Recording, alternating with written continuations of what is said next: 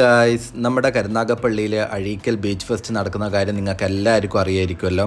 അപ്പോൾ ഇന്ന് ക്രിസ്മസ് ദിവസം ആയതുകൊണ്ട് ഞങ്ങൾ രാത്രി ഒരു 7:30 ആയിക്കൊണ്ട് വണ്ടി എടുത്തിറങ്ങി. അത്യാവശ്യം നല്ല ബ്ലോക്കായിരുന്നു റോഡ് മൊത്തം. ഞങ്ങൾ വണ്ടി ഒരു കണക്കിനാണ് ഒരു പറമ്പിലേക്ക് കയറ്റി വെച്ചിട്ട് ബീച്ചിലൂടെ 1.5 കിലോമീറ്ററോളം നടന്നിട്ടാണ് നമ്മൾ ആ അഴീക്കൽ ഫെസ്റ്റ് നടക്കുന്ന അവിടെ എത്തിയത്.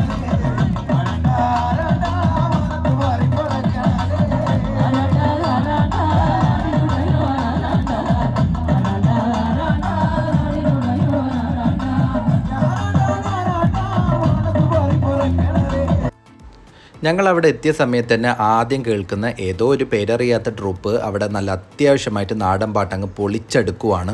അത്യാവശ്യം നല്ല തിരക്കുണ്ട്. ഇന്ന് ക്രിസ്മസ് ആണെന്ന് ഞാൻ ഓൾറെഡി പറഞ്ഞായിരുന്നല്ലോ. ബീച്ചിൽ അത്യാവശ്യം നല്ല ആൾക്കാരുണ്ട്. അപ്പോൾ ആ പാട്ട് ആസ്വദിക്കുന്ന ഒരുപാട് പേരുണ്ട്. നല്ല യൂത്തന്മാരെല്ലാം അവിടെ ചെറിയ ചെറിയ സ്റ്റെപ്പ് വെച്ചിട്ട് കളിക്കുന്നുണ്ട്. അപ്പോൾ ആ കാഴ്ചകളെല്ലാം നമുക്കിവിടെ കാണാൻ പറ്റും. നമ്മുടെ അഴീക്കൽ ബീച്ചിൽ ഈ ഒരു കാർണിവൽ ആദ്യമായിട്ടാണ് വരുന്നതെന്നാണ് എനിക്ക് തോന്നുന്നത്. ഇതിന് മുൻപത്തെ പ്രാവശ്യം ഇതുപോലൊരു കാർണിവൽ വരുന്നതെന്ന് പറഞ്ഞിട്ട് അവർ ക്യാൻസൽ ചെയ്തായിരുന്നു. പക്ഷേ എന്ത് തന്നെയാണേലും ഈ ഒരു ക്രിസ്മസ് ന്യൂ ഇയർ ടൈമിൽ ഈ ഒരു കാർണിവൽ ഇവിടെ സെറ്റാക്കിയത് എന്തായാലും നന്നായി. അതുകൊണ്ട് എല്ലാവരും അത് മാക്സിമം എൻജോയ് ചെയ്യുന്നുണ്ട് എന്ന് തന്നെ നമുക്കിവിടെ വരുമ്പോൾ കാണാൻ പറ്റും. പിന്നെ ഈ ഒരു കാർണിവലിൽ നമുക്ക് മെയിനായിട്ട് കാണാൻ പറ്റുന്ന എന്തായാലും ഫുഡ് സ്റ്റോൾ തന്നെയാണ്. ഈ ബജിക്കട, ഐസ്ക്രീം കട, പിന്നെ അതൊന്നും ഇല്ലാത്തൊരു കാർണിവൽ ഇല്ലല്ലോ.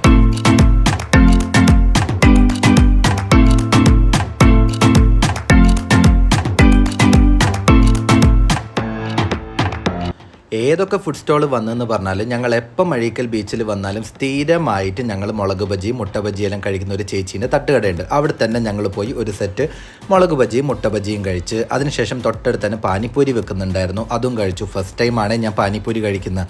അതിൻ്റെ ടേസ്റ്റ് എന്താണെന്ന് എനിക്ക് വലിയ പെടുത്തില്ല, എങ്കിലും കൊള്ളാം. അതിൻ്റെ തൊട്ടടുത്ത് തന്നെ ഒരു ചേച്ചി ഈ വെജിറ്റബിൾസ് എല്ലാം മിക്സ് ചെയ്തിട്ടുള്ള ഒരു മിക്സ്ചർ കൂട്ടുള്ള ഒരു സാധനം ഉണ്ടാക്കുന്നുണ്ടായിരുന്നു. അപ്പം അതും കഴിച്ചു.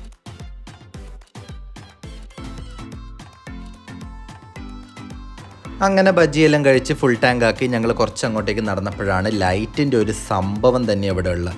ഏതൊരു കാർണിവൽ ആയിക്കോട്ടെ, എന്തൊരു ആഘോഷമായിക്കോട്ടെ, ഈ ഡെക്കറേഷൻ ബൾബെല്ലാം വെക്കുമ്പോൾ ആ ഒരു ഏരിയ തന്നെ ഒരു പ്രത്യേക ഭംഗിയായിരിക്കും നമുക്ക് കാണുമ്പോൾ. അന്നേരമെല്ലാം നമുക്ക് ഈ ഒരു കാർണിവലിൻ്റെ മൂഡ് തന്നെ കിട്ടുന്നതെന്നാണ് എനിക്ക് പേഴ്സണലി ഫീൽ ചെയ്തിട്ടുള്ളത്. അതുപോലെ തന്നെ ഞങ്ങൾ 2 ദിവസം മുമ്പ് വരുമ്പോൾ ഈ ലൈറ്റിൻ്റെ ആർച്ച് ഈ ഒരു പുലിമുട്ടിൻ്റെ അവിടെയായിട്ടാണ് ഉണ്ടായത്. പക്ഷേ ഇന്ന് വന്ന് നോക്കുമ്പോൾ ഇത് എൻട്രൻസിൻ്റെ അവിടെയാണ് ഈ ഒരു നല്ലൊരു ആർച്ച് അവിടെ ഉള്ളത്. എന്തായാലും അത് എൻട്രൻസിൽ വെച്ചത് കൊണ്ട് തന്നെ കാഴ്ചക്ക് നല്ല അടിപൊളിയായിരുന്നു. ആർച്ചിൻ്റെ അവിടെ പിന്നെ എല്ലാവരും കൂടെ അവിടെ ഫോട്ടോ സെഷൻ തന്നെയായിരുന്നു. അപ്പം ഞങ്ങളും ഫോട്ടോ സെഷൻ എല്ലാം കഴിഞ്ഞ് ഞങ്ങൾ ആ ഒരു അമ്യൂസ്മെൻറ്റ് പാർക്കിൻ്റെ ആ ഒരു സൈഡിലോട്ടേക്കാണ് ഞങ്ങൾ പോകുന്നത്. ഈ നമ്മുടെ വലിയഴീക്കൽ പാലത്തിൻ്റെ തൊട്ടടുത്ത് തന്നെയായിട്ടാണ് ഈ ഒരു അമ്യൂസ്മെൻറ്റ് പാർക്കിൻ്റെ ആ ഒരു സംഭവം ഇവർ സെറ്റാക്കിയിട്ടുള്ളത്. അതിൻ്റെ അടുത്ത് തന്നെ മറ്റേ പെറ്റ് ഷോവും കാര്യങ്ങളും എല്ലാം ഉണ്ട്. ഞങ്ങൾ പിന്നെ പെറ്റ് ഷോൻ്റെ ഉള്ളിലോട്ടൊന്നും പോയിട്ടില്ല. 2 പിള്ളേർ അവിടെ എന്തിനോ പിടിച്ചിട്ടെല്ലാം നിൽക്കുന്നത് കാണുന്നുണ്ട്. പിന്നെ ഏറിയ കാലത്തിന് ശേഷവുമാണ് ഞാൻ ഈ ജയൻറ്റ് വീലും ഈ ഒരു ഡ്രാഗൺ തോണി എല്ലാം കാണുന്നത്. അപ്പോൾ അതിലെല്ലാം കയറണം എന്ന് എനിക്ക് ഭയങ്കര ആഗ്രഹമുണ്ട്. പക്ഷേ ചെറുപ്പത്ത് കയറിയതാണ്, ഇനി എന്താവും എന്ന് എനിക്കറിയാൻ പാടില്ല.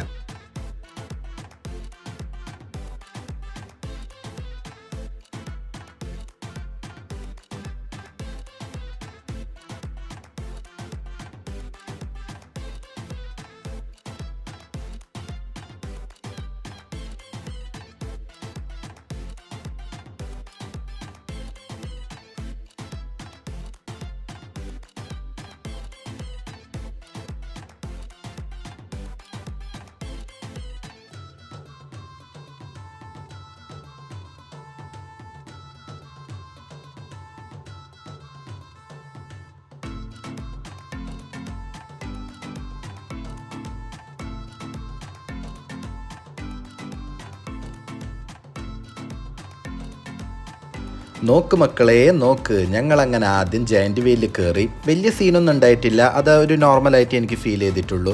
ഒരാൾക്ക് 100 രൂപയാണ് ടിക്കറ്റ്. അതാണ് കുറച്ച് കടുപ്പായ, എങ്കിലും സാരമില്ല, അതൊരു രസമല്ലേ. അതിനുശേഷം ഞങ്ങൾ മറ്റേ ഡ്രാഗൺ തോണിയിലോട്ട് കയറി. അതിൽ കയറിയപ്പോൾ എൻ്റെ കിളി കുറച്ചെല്ലാം ഒന്ന് പറന്നു പോയിന്. കാരണം അത് മേലോട്ടേക്ക് എത്തുമ്പോൾ എൻ്റെ അടിവയറ്റുന്നൊരു പുളകം കൊണ്ടായിരുന്നു. പിന്നെ പറഞ്ഞിട്ട് കാര്യമില്ല, ഇതൊക്കെ ഒരു രസമല്ലേ. അങ്ങനെ അതിനും ടിക്കറ്റിന് 100 രൂപ തന്നെയാണ്. അങ്ങനെ അതെല്ലാം കയറി. കുറേ പേര് അതിൽ കയറിയിട്ട് ആയിരം വിളിക്കുന്നുണ്ട്. പിന്നെ എന്ത് കാര്യത്തിനാണ് പോയി കയറുന്നതെന്നാണ് ഞാൻ വിചാരിച്ചത്. പക്ഷേ എല്ലാവർക്കും ഒരു രസമാണ്. എല്ലാവരും ഭയങ്കരമായിട്ട് എൻജോയ് ചെയ്യുന്നുണ്ട് ഈ ഒരു കാർണിവൽ.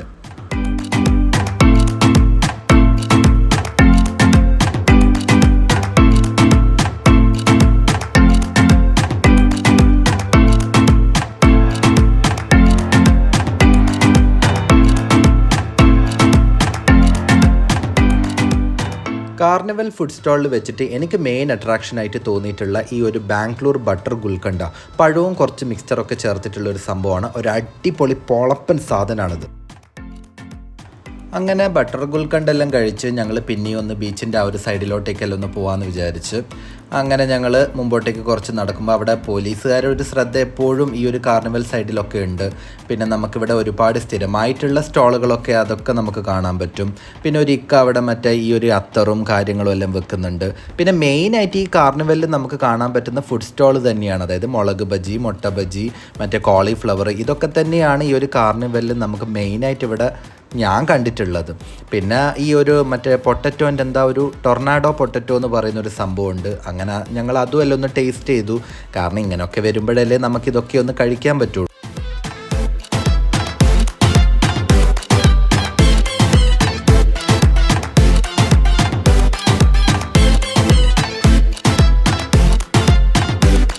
ഇനി ഞാൻ നിങ്ങൾക്കൊരു പ്രത്യേക സംഭവം കാണിച്ചു തരാം. അതാണ് സ്വർണ്ണ കുടുക്ക.